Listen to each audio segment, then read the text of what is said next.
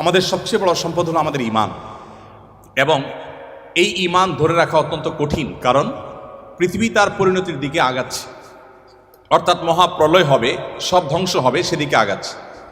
প্রিয় নবী সাল্লাল্লাহু আলাইহি সাল্লাম পৃথিবী ধ্বংস হবে বা সৃষ্টি জগৎ ধ্বংস হবে, নট অনলি পৃথিবী, এই নবমণ্ডল ভূমণ্ডল সব ধ্বংস হয়ে সব শেষ হয়ে যাবে, কোনোটি আর নিজ অবস্থানে থাকবে না, এ সম্পর্কে গোটা কোরআন জুড়ে আল্লাহ তাআলা আলোকপাত করেছেন।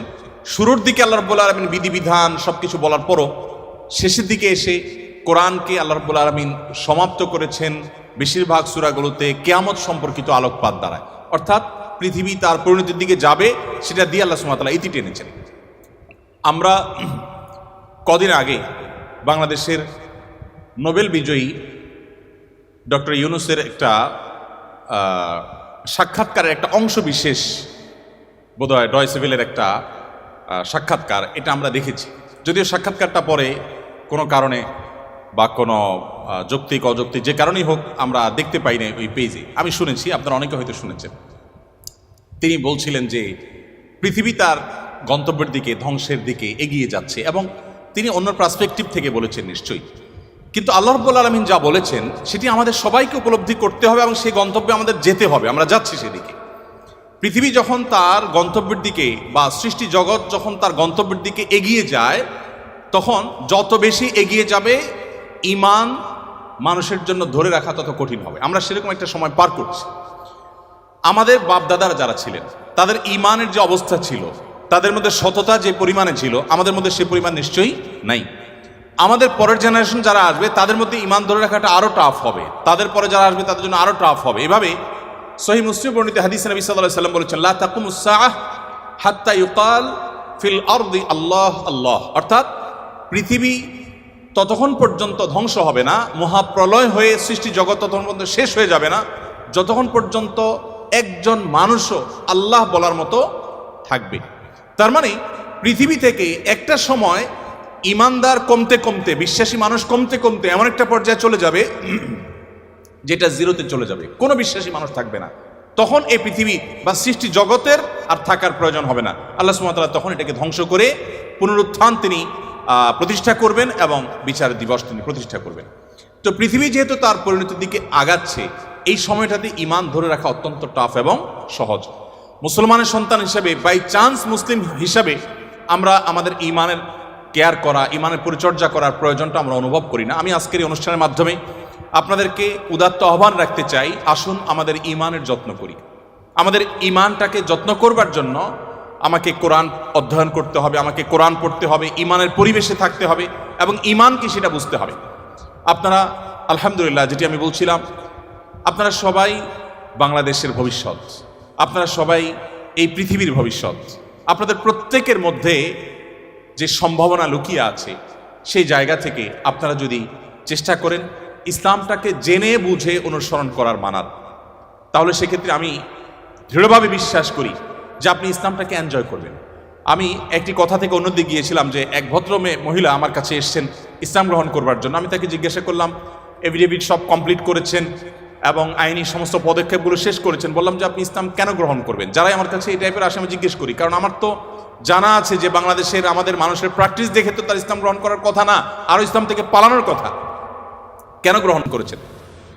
তো তিনি বললেন, ইসলাম সম্পর্কে আমি বই পড়েছি, এই বই আমাকে প্রভাবিত করেছে। আবার কোনো কোনো ব্যক্তিকে আমি দেখেছি, তাদের ব্যক্তিত্ব দেখে, নিশ্চয়ই সেরকম ব্যক্তিত্ব খুবই কম, দেখে আমি প্রভাবিত হয়েছি। গোটা পৃথিবীতে আপনারা বিশেষ করে পশ্চিমা দুনিয়ার খবর রাখবেন নিশ্চয়ই, সেখানে প্রতিদিন ইসলামে আসা মানুষের সংখ্যা বেড়ে চলেছে এবং পুরুষদের চাইতে মেয়েদের মধ্যে ইসলাম গ্রহণের সংখ্যা অনেক বেশি, প্রবণতা অনেক বেশি। কেন? যেখানে নারী অধিকার নিয়ে এত কথা বলা হয়, নারীদের অধিকার দেওয়ার জন্য এত আয়োজন নেওয়া হয়, এত উদ্যোগ নেওয়া হয়, সেই সমাজে কেন, সেই সমাজের নারীরা কেন ইসলামে আসছে এবং সেখানকার মুসলমানরা কেন ইসলামে আসছে, এই বিষয়টা নিয়ে আমি একটু স্টাডি করার চেষ্টা করলাম। আমার কাছে দুটি জিনিস পরিষ্কার হয়েছে। নাম্বার এক, তারা কোরআন পড়ে। যারাই ইসলামের পথে এসেছে তাদের বেশিরভাগ মানুষ কোরআন পড়ে ইসলামে এসেছে। এবং ওমর রাদিয়াল্লাহু তাআলার কথা আপনারা জানেন, গোটা পৃথিবীর ইতিহাসে প্রবাদ তুল্য শাসকদের একজন, ন্যায় বিচার প্রতিষ্ঠার ক্ষেত্রে দৃষ্টান্ত স্থাপন করা মানুষদের একজন, সে ওমর রাদিয়াল্লাহু তাআলা আনহু। তার ইসলাম গ্রহণের ইতিহাসও আপনারা জানেন। তিনি কিন্তু নবী সাল্লাল্লাহু আলাইহি সাল্লামকে হত্যা করার দায়িত্বে নিয়োজিত হয়ে সে দায়িত্ব পালন করার জন্য যাচ্ছিলেন। পথিমধ্যে তিনি তার বোন বগ্নিপতির কণ্ঠের তেলাওয়াত শুনেছেন।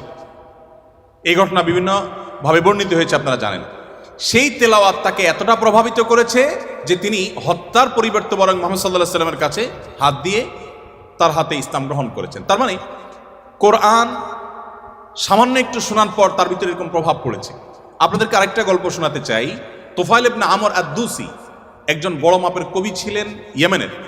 শুধু বড় মাপের নয়, আমরা জাতীয় কবি বলি, তখনকার জাতীয় কবির কালচারিভাবে ছিল না। যদি থাকতো হয়তো তিনি ইয়েমেনের জাতীয় কবি থাকতেন তখনকার। তুফাইল ইবনে আমর আদ-দুসি, দুস ওনার গোত্রের নাম। উনি যেহেতু বড় সাহিত্যিক এবং কবি ছিলেন, এবং সেই সময়ে কবি সাহিত্যিকদের অনেক কদর ছিল। বড় বড় রাজদরবারগুলোতে কবি সাহিত্যিকদেরই পদচারণা সবচেয়ে বেশি ছিল, এবং সবচেয়ে বড় পুরস্কারগুলো তারাই জিততেন। প্রশংসা করে রাজাদেরকে বিভিন্ন কবিতা, বিভিন্ন পংক্তি, বিভিন্ন লেখা এগুলো উপহার দিলেই পুরস্কার পেতেন। তো তুফাইল ইবনে আমর আদ-দুসি যেহেতু সাহিত্যিক ছিলেন, ভিআইপি ছিলেন, তিনি মক্কা উমরা করতে এসেছেন। মুহাম্মদ সাল্লাল্লাহু আলাইহি সাল্লাম তখন গোপনে ইসলাম এর দাওয়াত দিচ্ছেন। মক্কায় আসার পর তার বন্ধু বান্ধব যারা মক্কায় ছিলেন কবি সাহিত্যিক, তারা বললেন, দেখো আমাদের এখানে তো একটা লোক, তার কথা শুনলেই মানুষ তার জাদুতে আক্রান্ত হয়ে যায়, বাপদার ধর্ম ছেড়ে দেয়। তো তোমার ব্যাপারে আমরা আশঙ্কা করছি যে তুমি এরকম অবস্থার মধ্যে পড়তে পারো। তাহলে একটা বুদ্ধি হলো, তুমি কানের মধ্যে তুলো দিয়ে রাখো, দোনো কানের ফুটো এমনভাবে বন্ধ করে দাও যে তুমি ওমরা যখন করবা, তওয়াফ করবা, সাই করবা, এই টাইমে যাতে ওই ভদ্রলোকের কোনো কথা তোমার কানে না আসে। অ্যাটলিস্ট এই সময়টা তুমি এভাবে একটু পার করো। তিনি তাদের পরামর্শ অনুযায়ী দোনো কান বন্ধ করে ফেললেন, এবং তিনি ওইভাবে কিন্তু ওমরার কাজ শেষ করলেন। একটা পর্যায়ে তার মনে হলো যে আমি এত বড় সাহিত্যিক মানুষ, বুদ্ধিজীবী মানুষ, পড়াশোনা করা মানুষ, একটা মানুষ কথা বলবে আর আমি গলে যাব, ভুলভাল বললেও আমি সেটা মেনে নেব, আমি তো এত অর্বাচীন না, আমাকে এত ভয় কেন পেতে হবে। তিনি কানের তুলো খুলে ফেলে দিলেন, এবং এরপর তিনি হারামের কোনো এক জায়গা থেকে কোরআনের কিছু আয়াতের অংশ বিশেষ তার কানে আসলো। আসার পর তিনি সাহিত্যিক মানুষ, বুঝলেন যে এটা তো এই মানের ভাষা, এই মানের সাহিত্য, এটা তো কোনো মানুষের রচনা হতে পারে না, বা এই ধরনের রচনা তো আমি আগে পড়ি নাই, এটা তো একটু ব্যতিক্রম মনে হচ্ছে। তিনি তখন মুহাম্মদ সাল্লাল্লাহু আলাইহি সাল্লামকে অনুসরণ করতে শুরু করলেন। পেয়ে গেলেন আলী রাদিয়াল্লাহু তাআলাকে, সম্ভবত আলীরই তেলাওয়াত শুনেছেন। তখন আলী রাদিয়াল্লাহু তাআলাকে বললেন, দেখো আমাকে তার কাছে নিয়ে যাও, মুশকিল হলো আমার বন্ধু বান্ধবরা দেখলে তো আমার জাত যাবে, বা তারা আমাকে এমন আছে টর্চারও করতে পারে, তাহলে এক কাজ করো, নিয়ে চলো। আলী রাদিয়াল্লাহু সামনে সামনে যাচ্ছেন, উনি পিছু পিছিয়ে যাচ্ছেন। যে পরে তিনি ইসলাম গ্রহণ করলেন, এবং তিনি অনেক টর্চারের মুখোমুখি হলেন। তার মাধ্যমে ইয়েমেনে ইসলাম ঢুকে প্রথম ব্যক্তি ইয়েমেন থেকে ইসলাম গ্রহণ করা। আমি আপনাকে 50টা ঘটনা শোনাতে পারবো যে মানুষগুলো ইসলাম গ্রহণ করেছেন শুধুমাত্র কোরআন স্টাডি করে, কোরআন পড়ে। আমি আপনাদেরকে আজকে আহ্বান করে যেতে চাই, বাই চান্স মুসলমান আমরা যারা আছি, আমরা একটু ইসলামটাকে বোঝার চেষ্টা করি, আমরা ইসলামটা একটু জানার চেষ্টা করি। আমরা অনেকে মনে করি কোরআন হাদিস এগুলো হুজুরদের সাবজেক্ট, এগুলো শুধু ওনারা পড়বেন, আমরা শুধুমাত্র হুজুরদের মুখের দিকে তাকিয়ে থাকবো আর শুনবো। আপনি সেই ধর্মের অনুসারী, যে ধর্মের প্রথম নির্দেশ কিন্তু নামাজ পড়া নয়, যে ধর্মের প্রথম নির্দেশ কিন্তু রোজা রাখা নয়, যে ধর্মের প্রথম নির্দেশ হলো ইকরা, তুমি পড়ো। আপনি সেই ধর্মের মানুষ, যেই ধর্মে আপনাকে জ্ঞান ভিত্তিক দিন আপনাকে গ্রহণ করতে বলা হয়েছে। আল্লাহ সুবহানাহু ওয়া তাআলা কোরআনে বলেছেন, ফাআলাম আন্নাহু লা ইলাহা ইল্লাল্লাহ। ইমাম বুখারী রাহমাতুল্লাহ আলাইহি কোরআনের পর সবচেয়ে বড় বিশুদ্ধতম আপনার ব্যাখ্যা গ্রন্থ, সেখানে আল্লাহ রাব্বুল আলামিন যে কোরআনে আয়াতে বলেছেন, এর আলোকে ইমাম বুখারী রাহমাতুল্লাহ একটা অধ্যায় রচনা করেছেন। আপনারা জেনারেল ব্যাকগ্রাউন্ডের মানুষ, আপনাদেরকে আমি কিছু এমন তথ্য দিতে চাই যেগুলো হয়তো আপনাদের জানা নেই, এবং সেটা এই জন্য দিতে চাই যে মুসলমানদের জ্ঞান বিজ্ঞানের চর্চা কোন লেভেলে ছিল, বিজ্ঞান তো বটে, সাধারণ জ্ঞানের চর্চাও কোন লেভেলে ছিল। ইমাম বুখারী রাহমাতুল্লাহর যে বুখারী শরীফের কথা আপনারা শুনেন, এই বুখারী শরীফ এটার যে শুধু ইয়েগুলো আছে, টাইটেলগুলো আছে, অধ্যায় এবং পরিচ্ছদের যে শিরোনামগুলো আছে, শুধু এই শিরোনামগুলোর ব্যাখ্যায় ভারতবর্ষের লেখক আছে, সারা ওয়ার্ল্ডের অন্যান্যগুলো বাদই দিলাম। শাইখুল হাদিস জাকারিয়া রাহমাতুল্লাহ আলাইহি ভারতের সাহারানপুরের উত্তরপ্রদেশের, তার লেখা আত-তারাজম ওয়াল আবওয়াব আছে। আপনার এই টেবিলের এই মাথা থেকে মাথা পর্যন্ত হয়ে যাবে সবগুলো ভলিউম রাখলে। এতগুলো ভলিউম ভর্তি কিসে? শুধুমাত্র সহিহ বুখারীর শুধুমাত্র যে টাইটেল বা শিরোনাম আছে তার ব্যাখ্যা। এবং এগুলো এতটা একাডেমিক, এবং এতটাই আপনার ডিপ নলেজের বিষয় এবং এলমি বিষয়, একাডেমিক বিষয়, যে আপনি যদি এখানে প্রবেশ করেন তাহলে আপনি এটার ভেতরে শুধু ঢুকতেই থাকবেন এবং সামনে আগতে থাকবেন। এটা আমাদের ঐতিহ্য। যাই হোক, তো ইমাম বুখারী রহমতুল্লাহ আলাইহির একটা অধ্যায়ের শিরোনাম ছিল এরকম যে তিনি লিখেছেন বাবুল কাউলি বিল ইলমি, বাবুল ইলমি ক্বাবলাল কাউলি ওয়াল আমালি বিহি। অর্থাৎ সে অধ্যায় এখানে রচনা করা হচ্ছে যে অধ্যায়ে প্রমাণ করা হবে ইসলাম কোনো কথা বলবার আগে, কোনো কাজ করবার আগে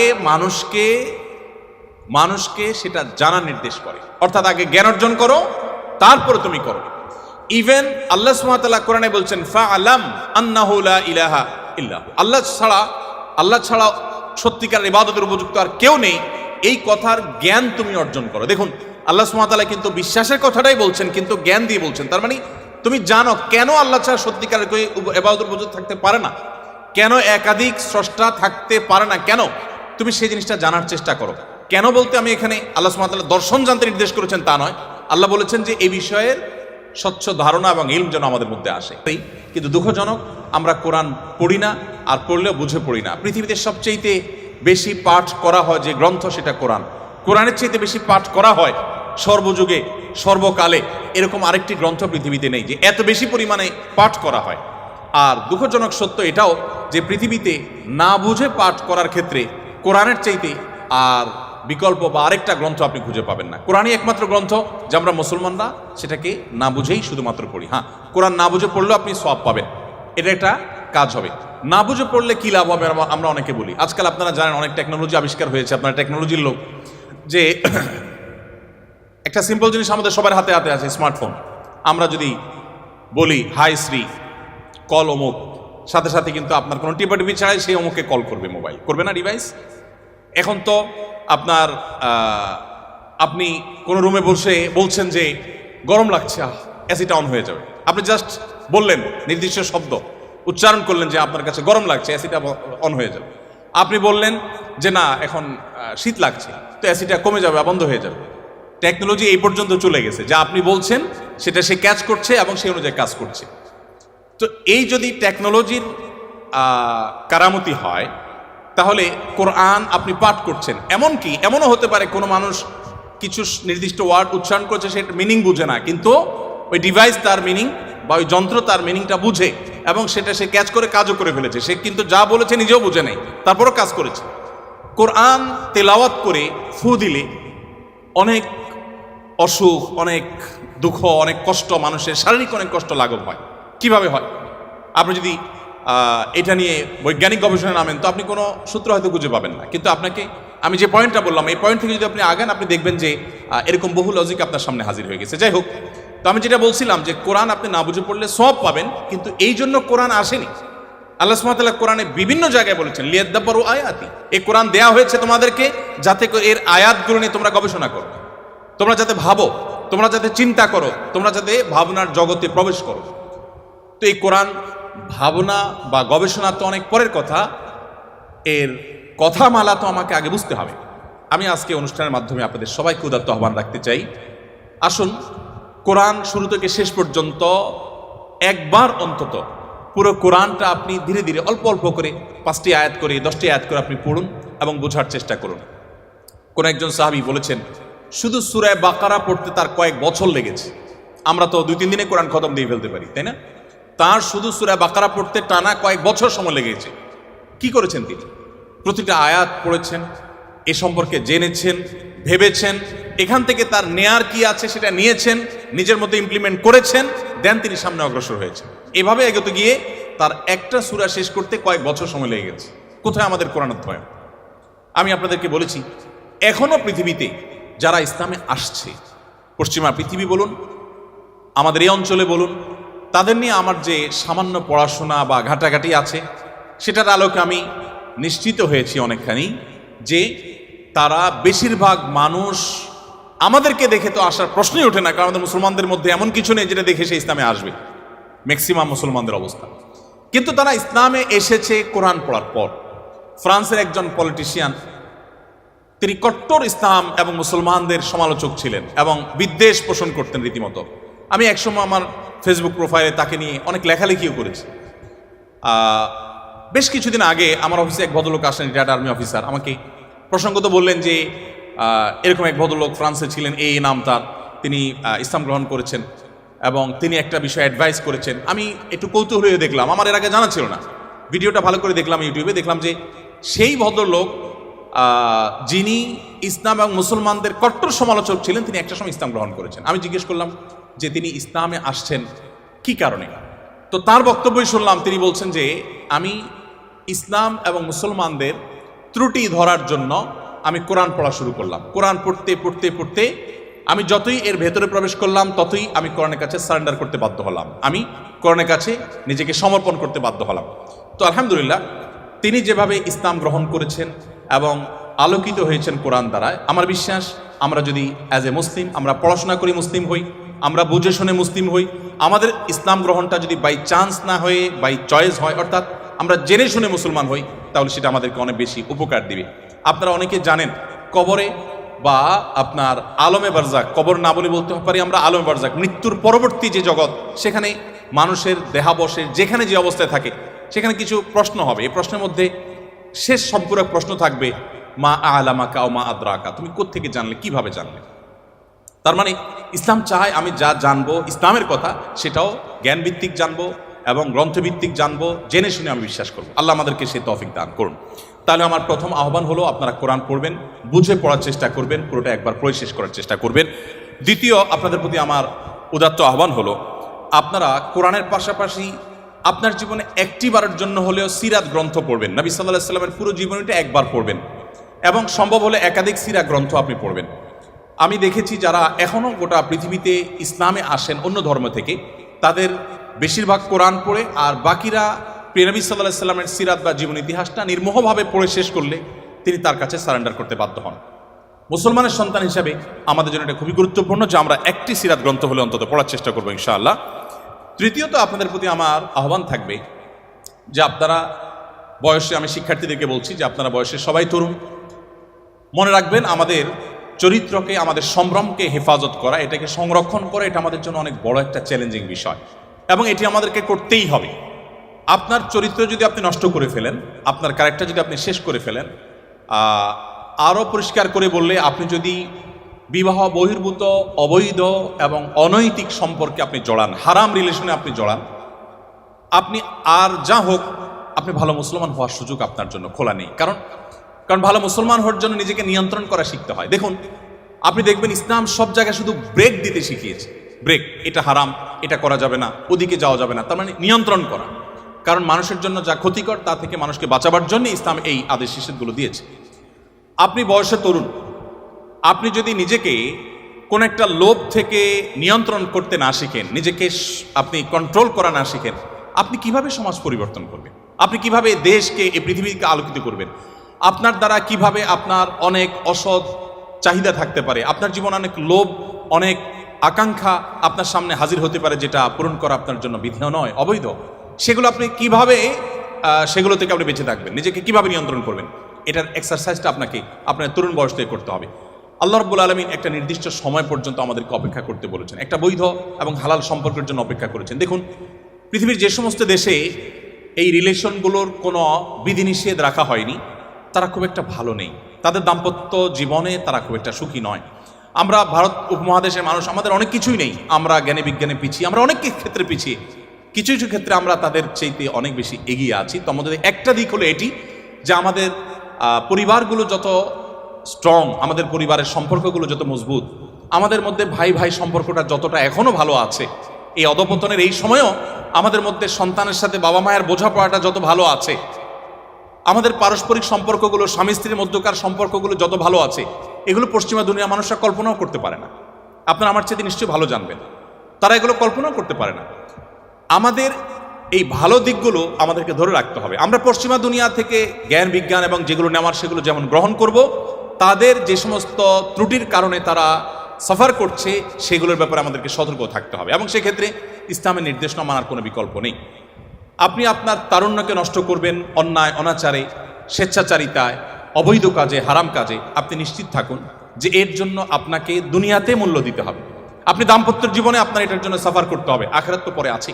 এজন্য আপনার নিজের প্রয়োজনে নিজেকে নিয়ন্ত্রণ করতে শিখুন এবং কন্ট্রোল করতে শিখুন। আমরা বান্দার হকের কথা বলেছি, মানুষের অধিকারের কথা বলেছি, সেটির অংশ হিসাবে আপনাকে এটি করতে হবে। আপনারা জানেন সারা পৃথিবীর সব সমাজেই, এমনকি অমুসলিম সমাজেও একজন মানুষ তার দুজন সঙ্গী যদি রাখেন, অর্থাৎ স্ত্রী আর তাদের কাছে যদি তাদের ভাষায় যদি আমরা গার্লফ্রেন্ডের কথা বলি, যে দুজন রাখেন, তো এটাকে অনৈতিক মনে করা হয়, এটাকে অন্যায় মনে করা হয়। সকল সমাজে যারা অমুসলিম, যারা অবিশ্বাসী, তারাও এটাকে অন্যায় মনে করে। তো আমি যদি এটাকে একটু ভিন্নভাবে বলি, আপনি একজন তরুণ, আপনার যদি আল্লাহ তাআলা নসিবে রাখেন, আপনি বেঁচে থাকেন, আপনার ইনশাআল্লাহ একজন স্ত্রী হবে, জীবন সঙ্গিনী আসবেন। আপনার এখনকার সময়টা, অর্থাৎ বিবাহের আগের সময়টা যদি আপনি বিভিন্ন নারীদের সাথে আপনি সম্পর্ক করেন, আমি মেয়েদের কথা একই কথা বলছি, মেয়েরা যদি ছেলেদের সাথে সম্পর্ক রিলেশন করে, এবং এই রিলেশনগুলো আপনার স্ত্রী যিনি হবেন তিনি যদি এখন আপনার কাছে থাকতেন অথবা আপনি তার কাছে থাকতেন, তাহলে কিন্তু নিশ্চয়ই এগুলো সহ্য করতেন না। তাহলে আপনার নিজের চরিত্রকে, আপনার যৌবনকে, আপনার জীবনকে আপনি এমন কাজে ব্যয় করছেন যা আপনার জীবন সঙ্গিনী, আপনার জীবন সঙ্গী যার জন্য আপনি অপেক্ষা করছেন, যিনি আপনার জন্য অপেক্ষা করছেন, তিনি পছন্দ করছেন না। তাহলে এই কাজটাকে আপনি কিভাবে যৌক্তিক বলতে পারেন? এই কাজটাকে কিভাবে আপনি সঠিক মনে করতে পারেন? এই কাজটাকে আপনি কোন যুক্তিতে দাঁড় করাতে পারেন? দেখুন, বিবাহ বন্ধনের বাঁধ যারা তুলে দিয়েছে, আপনি চায়নার কথা আমার চাইতে নিশ্চয়ই ভালো জানেন। চায়নার মতো একটা দেশ, এত পপুলেশনের দেশ, জন্মের হার কোনোভাবে কোনো মেকানিজমে বাড়াতে পারছে না, এত প্রণোদনা দেওয়া হচ্ছে। ইটালির কথা আমি গত কয়েকদিন আগে পত্রিকা পড়েছি, আপনারা নিশ্চয়ই আমার থেকে ভালো জানবেন যে ইটালি, চায়না, অনেক দেশ আছে পৃথিবীতে যারা তাদের জন্মের হারকে স্বাভাবিক করবার জন্য সরকারি প্রণোদনা বিভিন্নভাবে দেওয়ার পরও কোনোভাবে তারা স্বাভাবিক করতে পারছে না। একসময় কিন্তু তাদের জন্মের হার কম থাকার বিষয়টা এরকম ভয়াবহ পর্যায়ে ছিল না। এখন প্রেডিকশন বলছে সামনের দিনগুলো তাদের জন্য অত্যন্ত আতঙ্কের, অত্যন্ত ভয়ঙ্কর। কারণ কেউ সন্তান জন্ম নিতে চাচ্ছে না, দিতে চাচ্ছে না, কোনো প্রণোদনা দিয়েও এটাকে স্বাভাবিক করতে পারছে না। এগুলোর একটি কারণ, অনেক কারণের মধ্যে একটা কারণ হলো বিবাহ বহির্ভূত সম্পর্ককে অ্যাপ্রিসিয়েট করা। যে সমাজে এটাকে যত বেশি অ্যাপ্রিসিয়েট করা হয়, সেখানে পরিবার ব্যবস্থা তত দ্রুততার সাথে ভেঙে পড়ে। আপনি আমাদের কথা যদি বলেন, বাংলাদেশে বিবাহ বিচ্ছেদের হার নিয়ে প্রতিনিয়ত আমরা পত্রিকায় বিভিন্ন প্রতিবেদন পড়ি এবং আমাদের কপালে ভাঁজ পড়ে। আমি মাহফিল বা ইসলামিক প্রোগ্রাম একসময় নিয়মিত করতাম, এবছর আর মাহফিল না করার ঘোষণা দিয়েছি আমরা। তো মাহফিল করতে গিয়ে বিভিন্ন জনপ্রতিনিধি, এলাকার বিভিন্ন নেতৃস্থানীয় মানুষদের সাথে উঠা বসা হয়। আমি অনেক জায়গায় শুনেছি, বিশেষ করে মৌলভীবাজারের এক চেয়ারম্যানের কথা আমার এখনো মনে পড়ে। ভদ্রলোক বললেন যে, ভাই, মাত্র 10 দিন হলো আমি দায়িত্ব বুঝে নিয়েছি নির্বাচনের পর। এই 10 দিনের মধ্যে আমার কাছে শুধুমাত্র আমার একটা ইউনিয়নে তালাকের, অর্থাৎ বিবাহ বিচ্ছেদের বিচার এসেছে প্রায় 20-25টা। আমার কাছে যেগুলো আসেনি সেগুলো তো আনকাউন্টেড আমার কাছে। ঠিক একইভাবে আরো অনেক ব্যক্তির কথা আমি জানি, আপনারা পত্রিকায় পড়েন, প্রতিনিয়ত প্রতি মিনিটে এখন বিবাহ বিচ্ছেদ হচ্ছে, প্রতি মিনিটে। কেন হচ্ছে বলুন? আমাদের আর্থিক সঙ্গতি কি আগের তুলনায় কমেছে না বেড়েছে বলুন তো? বেড়েছে না? আমাদের দাদারা, বাপ দাদারা বা তাদেরও আগে যারা ছিলেন, তারা কিন্তু তাদের স্ত্রীকে বছরে একটা শাড়ি, একটা কাপড় দিতে অনেক কষ্ট হতো। আপনি কিন্তু আপনার স্ত্রীকে একটা শাড়ি না, বরং সুপার মার্কেটে গিয়ে ছেড়ে দেন, আসার সময় বিল পেমেন্ট করে আসছেন, কোনটার দাম কত জিজ্ঞেস করার সময়ও নেই, তাই না? আমাদের বাপদাদারা যারা ছিলেন তারা কিন্তু, আমি শেষ করছি, চেয়ারম্যান মহোদয় এসছেন সম্ভবত, আমি ইনশাল্লাহ সংক্ষেপ করে শেষ করে ফেলছি ইনশাল্লাহ। যেটা বলছিলাম যে আপনি এখন দেখবেন যে এখন স্বামী তার স্ত্রীকে ভালোবাসা প্রকাশ করার কত ওয়ে আছে বলুন তো। আপনি সরাসরি গল্প করতে পারছেন, মোবাইলে কথা বলতে পারছেন, SMS-এ ভালোবাসা আদান প্রদান করতে পারছেন, মনের ভাব প্রকাশ করতে পারছেন, মুহূর্তগুলোকে ছবি ধারণ করে পাঠিয়ে দিতে পারছেন। কতভাবে ভালোবাসা চলছে আপনি বলুন তো। আচ্ছা, আমাদের বাপদাদারা যারা ছিলেন তাদের কাছে আমরা যাই একটু, তারা কিন্তু বিশেষ করে গ্রামাঞ্চলে যারা বড় হয়েছেন, এখন তো গ্রাম শহর সব জায়গায় টেকনোলজি পৌঁছে গেছে আলহামদুলিল্লাহ। তখনকার কথা আপনি চিন্তা করুন যে সারাদিন স্বামী তার কাজে, স্ত্রী তার কাজে, দুজন দুই সেক্টরে আছেন এবং দুজন দুই জগতে আছেন। ওই রাতে খাবার দাবার শেষ ছাড়া সাক্ষাৎই হতো না, ততক্ষণে আপনার ওই হারিকেন নিভে যেত, অন্ধকারের মধ্যে সাক্ষাৎ, আবার ভোরে ভোরে উঠে যে যার কাজে চলে যেত। অর্থাৎ এত ভালোবাসাবাসী, এত ভালোবাসা আদান প্রদান করার সুযোগ ছিল না, এত ভালোবাসার উপকরণ ছিল না, এত গিফট আদান প্রদানের সুযোগ ছিল না। কিন্তু সম্পর্কগুলো কি আমাদের মতো ছিল না আর একটু স্ট্রং ছিল? কোনো সন্দেহ আছে? কোনো সন্দেহ নেই। বলুন তো অভাবটা কিসের? এখন তো অভাব নেই, টাকা পয়সা আছে, গিফট আছে, আপনি অনেক কিছু দিচ্ছেন। এত কিছুর পরও ঝগড়াঝাটি, সংসার ভেঙে দাম্পত্য জীবনগুলো সব শেষ হয়ে যাচ্ছে। আমাদের কিছু একটা হারিয়ে যাচ্ছে। আমার আগে ডাইরেক্টর মহোদয় বলছিলেন মূল্যবোধের কথা। এই মূল্যবোধ আমাদের থেকে হারিয়ে যাচ্ছে। এই মূল্যবোধ যত হারিয়ে যাবে, আমাদের ইস্পাত সভ্যতা, লোহার সভ্যতা, এটাতে আমরা এগিয়ে যাব, বাট আমরা পশুদেরকে হার মানানো এক সমাজ আমরা কিন্তু পাবো। সেদিকে কিন্তু আমরা আগাচ্ছি। গোটা সমাজকে আমরা বাঁচাতে না পারলেও নিজেদেরকে বাঁচাবার চেষ্টা করতে পারি। আমি সেজন্য আপনাদেরকে বলবো, আপনার তারুণ্যকে, আপনার যৌবনকে আপনি হেফাজত করুন। আল্লাহ সুবহানাহু ওয়া তাআলা কিয়ামতের ময়দানে 4টি নির্দিষ্ট প্রশ্ন করবেন। এই প্রশ্নগুলোর উত্তর দেওয়ার আগে কেউ 2 পা নাড়াতে পারবে না। নবী করিম সাল্লাল্লাহু আলাইহি ওয়াসাল্লাম বলেছেন, লা তাযুলু কদমা আবদিন ইয়াউমাল কিয়ামাতি হাত্তা ইউসআলা আন আরবা। 4টি প্রশ্নের উত্তর দেওয়া ছাড়া কোনো মানুষ তার পা নাড়াতে পারবে না। সে 4টি প্রশ্নের একটা প্রশ্ন হলো ওয়ান শাবাবিহি ফিমা আবলা, তোমার যৌবনকালটা তুমি কিভাবে কাটিয়েছো। দেখুন, আমাদের সমাজে যুবকরা নামাজ কালাম ধরলে বা একটু ধর্মকর্ম করলে বা একটু ভালো মানুষ সাজলে সমাজের মানুষ ওটাকে ভালোভাবে নেয় না, তাই না? যে যুবক মানুষ এত ভালো হতে যাবে কেন, আর এই বয়সে একটু আত্মু করবে না, ভালো হওয়ার বয়স হয়েছে এখনো। আমরা এইভাবে দেখি না জিনিসটাকে। আচ্ছা, আল্লাহ রাব্বুল আলামিন সেজন্য যৌবনে কি করেছেন আপনি সেটা আলাদা জানতে চাইবেন। আপনি দেখবেন অনেক মানুষ আছেন যৌবন বয়সের সমস্ত অপকর্ম করে বৃদ্ধ বয়সে তিনি হাজী সাহেব, গাজী সাহেব, দায়টাই রেখে বিরাট ভালো মানুষ সেজে গেছেন। আছেন আমাদের সমাজে। বরং ধারণাটাই এমনভাবে বদ্ধমূল হয়ে গেছে যে যা খুশি তা করো, একটা বয়সে এসে ফেরেশতা সেজে যাও। সময়ত উপস্থিতি, এটি কোনো জীবন নয়, এটা কোনো আদর্শ নয়। আমাদেরকে আমাদের তরুণ সময়টাকে, তরুণ বয়সটাকে, আমাদের তারুণ্যকে আল্লাহর ইবাদতে, আল্লাহর দাসত্বে, আল্লাহর গোলামিতে কাটানোর চেষ্টা করতে হবে এবং আমাদেরকে নীতি এবং নৈতিকতা এবং মূল্যবোধ ধরে রাখার চেষ্টা করতে হবে। বলছিলাম ইসলামের কথা। ইসলাম দেখবেন সব জায়গায় আপনাকে কন্ট্রোল করতে শেখায়, সব জায়গায় আপনাকে নিয়ন্ত্রণ করতে শেখায়। ত্যাগ আগে, ভোগ পরে। যত উৎসব আছে, আপনি ইংরেজি নববর্ষ বলুন, এটা একটা উৎসব। এরকম যত উৎসব উদযাপন আছে সবগুলোতে দেখবেন শুধু ভোগের কথা বলা আছে, অনলি ভোগ। আপনি 31st নাইট উপলক্ষে যত আনুষ্ঠানিকতা সারা ওয়ার্ল্ডে হয়, ভোগ ছাড়া সেখানে ত্যাগের কোনো অপশন কি আছে? কোনো অপশন নেই। কিন্তু ইসলামের 2টি উৎসব, একটা ঈদ উল ফিতর, একটা ঈদ উল আজহা, এখানে ভোগের কথা আছে কিন্তু আগে ত্যাগ। আপনাকে ঈদ উল ফিতরের আগে ফিতরা দিতে হবে, গরিবের বাসায় খাবার পৌঁছাতে হবে, তাদের হাসি নিশ্চিত করে এরপর আপনাকে হাসতে হবে।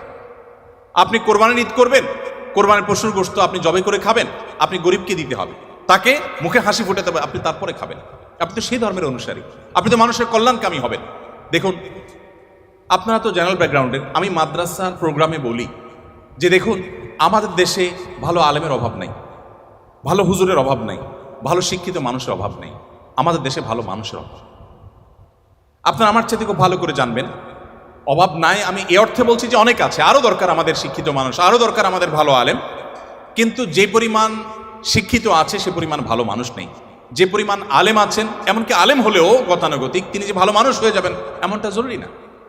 আমরা ভালো মানুষ হওয়ার চেষ্টায় এগিয়ে যেতে হবে। আপনি যদি ভালো মানুষ হওয়ার চেষ্টায় আগান, আপনি জেনারেল ব্যাকগ্রাউন্ডের হওয়ার পরও আপনার এই পড়াশোনাটাকে ইবাদতে আপনি রূপান্তর করতে পারেন। কিভাবে সেটা?